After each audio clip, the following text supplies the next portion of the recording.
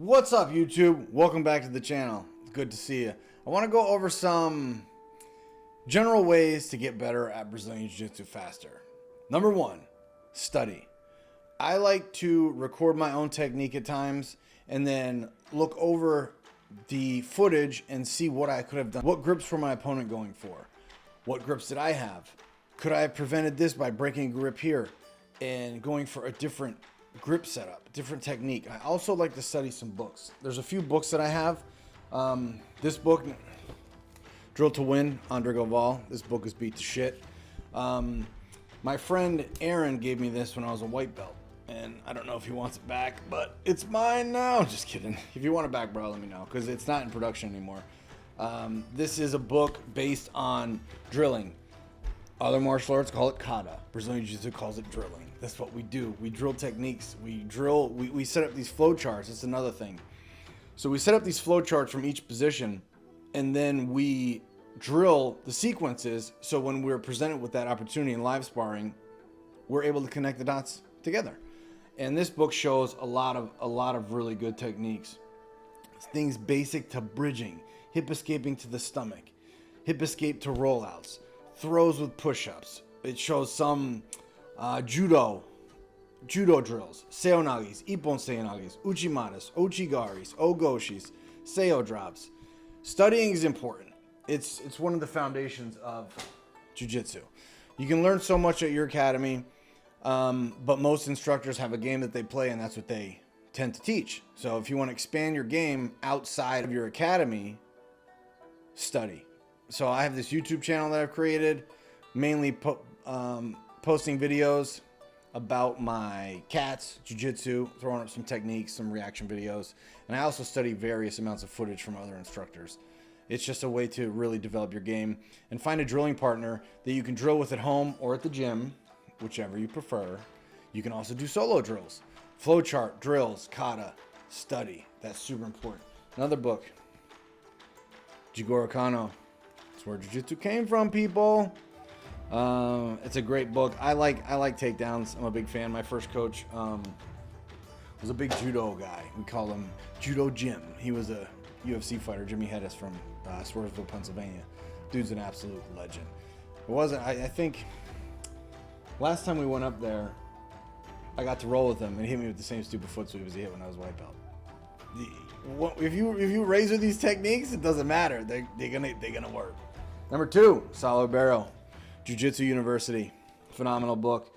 I don't really know that it really matters in terms of the belt colors. Like white belt is survival, blue belt is guard, purple. Oh no, blue belt's escapes, purple is guard, brown belt's guard passing, and black belt is everything. I think you should develop your game a little bit earlier to pass guard than at brown belt, but that's just what the book says. Saulo Barrow, legend. I don't have to say anything else. And then another guy I really like is Dave Camarillo. Dude he's mastered the arm lock. I have a few of his instructionals, and he takes arms for breakfast. That's what Dave does. He smokes the arms, baby, and it's nasty. Next, just show up to class. Show up with intention. So I like to, when I show up to jiu-jitsu, I like to train with intention. So let's say this month I want to work half guard sweeps. So if we're doing specific training and we're in closed guard, I find a way to get to half guard to work on that technique. So we have to train with intention. Play the game that you want to work on. Get back to the position you're working on, and just keep working that position. Work your sweeps from half guard for 2 weeks or whatever, however you want to do it. Next time, I'm going to do arm bars. I can do arm bar from any position. Work on the arm bar from every position. If I get chokes, let the chokes go. Don't finish the chokes. Only let yourself finish arm bars. You'll be able to see things a lot clearer and find the technique you're looking for. Also, another good thing, work on guard retention. 1 week, I don't want my guard to get passed. So if I get passed, ask the training partner, hey, can we start backing my guard again? I just want to work on guard retention this week. And then to be a good training partner, ask him if he wants to work on anything, he or she wants to work on anything. Show up and work. That's the key of getting better at jiu-jitsu. Study, flowcharts, drills, strategy. Figure out what game you feel like would be tailored best to your body type. I know a lot of times people say old man jiu-jitsu versus young man jiu-jitsu. I don't know if that's a thing. I feel like there's just two different classes. There's athletic people and there's non-athletic people. Typically non-athletic people play what one would call old man jiu-jitsu, which is smash passing. A lot of closed guard. Nobody's baramboloing people if they're not athletic or flexible. So the old man jiu-jitsu, I'm 37, you know, getting old, boys.